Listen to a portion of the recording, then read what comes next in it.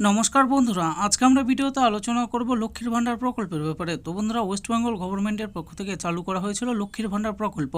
এই লক্ষ্মীর ভান্ডার প্রকল্পে কিন্তু নতুন করে আবেদন শুরু হয়েছে। আপনারা কিভাবে আবেদন করবেন সেই ব্যাপারে আজকে আমরা জানবো এই ভিডিও থেকে। পশ্চিমবঙ্গের সবচেয়ে জনপ্রিয় এবং সারা ভারতে আলোড়ন সৃষ্টি করা প্রকল্প হলো লক্ষ্মীর ভান্ডার প্রকল্প। 2021 সালে বিধানসভা নির্বাচনে জেতার পর রাজ্যের তৃণমূল সরকার এই প্রকল্প চালু করেছিল। প্রথমে সাধারণ শ্রেণীর মহিলাদের 500 এবং তপশিলি জাতি ও উপজাতির মহিলাদের 1000 টাকা করে দেওয়া হতো। বর্তমানে তা বাড়িয়ে যথাক্রমে 1000 এবং 1200 টাকা করা হয়েছে।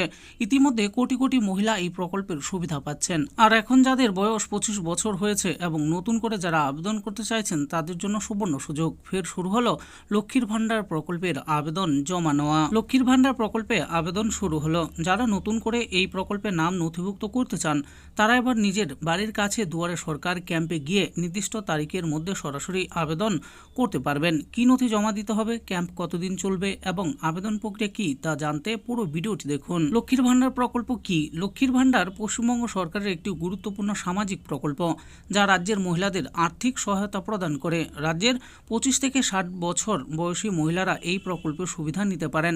সরকারি চাকরিজীবী ও অন্যান্য সরকারি পেনশনপ্রাপ্ত মহিলারা এই প্রকল্পের আওতায় পড়েন না। কিভাবে আবেদন করবেন আপনারা? দুয়ারে সরকার ক্যাম্পে যান, নিজের এলাকার নির্ধারিত ক্যাম্পের তারিখ ও স্থান জেনে নিন, আবেদনপত্র সংগ্রহ করুন। ক্যাম্প থেকে নির্দিষ্ট ফর্ম নিতে হবে, সঠিকভাবে ফর্ম পূরণ করুন। ভুল তথ্য দিলে আবেদন বাতিল হতে পারে। প্রয়োজনীয় নথি সংযুক্ত করুন। নিচে উল্লেখিত নথিগুলো অবশ্যই জমা দিতে হবে। আবেদনপত্র জমা দিন, সংশ্লিষ্ট আধিকারিকদের কাছে ফর্ম ও নথি জমা দিতে হবে। নথি যাচাইয়ের পর টাকা পাবেন। যাচাই প্রক্রিয়া সফল হলে সরাসরি ব্যাংক অ্যাকাউন্টে টাকা পাঠানো হবে। আবেদনের জন্য প্রয়োজনীয় নথি কি কি লাগবে? লক্ষ্মীর ভান্ডার প্রকল্পে আবেদন করতে হলে নিম্নলিখিত গুরুত্বপূর্ণ ডকুমেন্টস জমা দিতে হবে।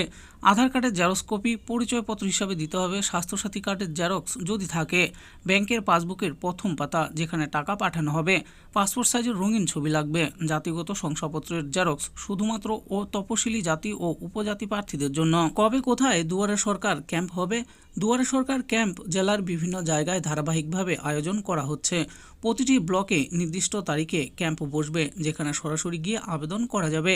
আপনার এলাকার ক্যাম্পের তারিখ জানতে স্থানীয় ব্লক অফিস বা পঞ্চায়েত অফিসে যোগাযোগ করুন। তো বন্ধুরা, দেখে নিলেন আজকে আমরা ভিডিওতে আলোচনা করলাম ওয়েস্ট বেঙ্গল গভর্নমেন্টের পক্ষ থেকে চালু করা লক্ষ্মীর ভান্ডার প্রকল্পের ব্যাপারে। তো বন্ধুরা, এই লক্ষ্মীর ভান্ডার প্রকল্পে নতুন করে আবেদন শুরু হয়েছে। কারা আবেদন করতে পারবেন, কি কি ডকুমেন্টস লাগবে, কোথায় গিয়ে আবেদন করতে হবে, সমস্ত কিছুই আমি বলে দিয়েছি। আশা করি ভিডিওটি আপনাদের ভালো লেগেছে।